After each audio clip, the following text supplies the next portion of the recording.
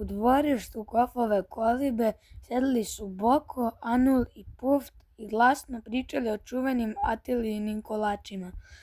Želeli su da ih čuje i devojčica koja je nešto radila iza zaključanih vrata dedine kolibe. Tada se začu škljocane brave, najzad Atilija izađe ispred njih, iznese jednu zelenu činicu. U njoj je bilo nešto što je devojčica upravo napravila.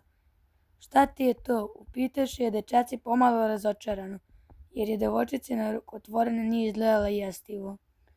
Lepo miriše, primeti Puft ohrabrujuće.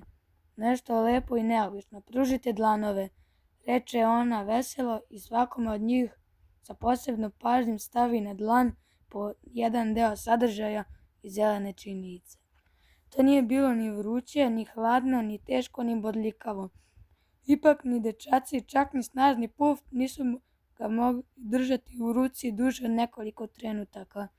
To ne bi uspjelo ni mudrom videru Gofu, a koliko se trudio. Šta im je to Atilija darivala?